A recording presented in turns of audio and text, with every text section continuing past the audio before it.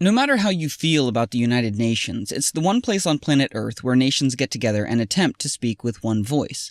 That's why their resolutions can make a big difference.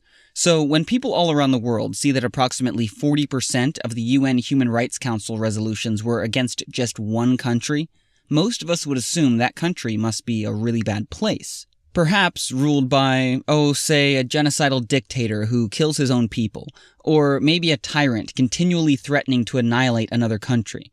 But actually, the country that has been condemned more times than every repressive country on Earth combined is a democracy. The only viable democracy in the Middle East, Israel. And with these repeated resolutions against Israel, it's easy to see why so many in the international community perceive Israel as a major cause of world problems. But are all these resolutions really justified? Because whether or not you agree with how Israel is handling its many challenges, when you do a basic comparison, like the number of deaths Israel is responsible for with the number of condemnations they've received, and then make that same comparison with other countries, it paints a surprising picture of a possible double standard. What could explain the enormous imbalance? Quick history lesson.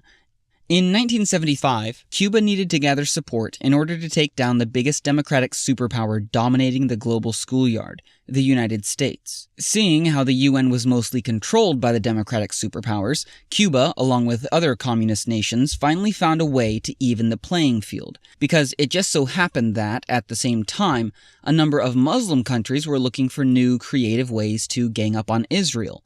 So the communists realized that by joining the Muslims' anti-Israel coalition, they could create an unstoppable voting bloc inside the UN, because with every resolution they passed against Israel, they simultaneously discredited Israel's ally, the United States. So in 1975, the newfound communist Muslim voting bloc spearheaded the passing of a UN resolution that officially stated, "Zionism is a form of racism." Yes, Zionism, the movement trying to find ways to protect Jews from racism, was redefined as racism, which is kind of like saying the civil rights movement is racism and Martin Luther King is a racist. This is why resolution after resolution after resolution against Israel from 1975 until this day easily passes through the UN. But today, this movement has a new tool for attacking Israel as the cause of all our problems. The UN's Durban Review Conference on Racism. Durban is charged with finding the real root of racism, and at the last conference, keynote speaker and human rights best friend Mahmoud Ahmadinejad, the guy who openly called for Israel's annihilation, revealed that Zionism is not only racist, but the true root of racism throughout the world. And what has history taught us about what tends to happen when one ethnic group is believed to be the hidden root to all the world's problems? What is happening at Durban is catastrophic, not only for Jews, but for the whole world. And it's growing, spreading, and gaining credibility through Durban.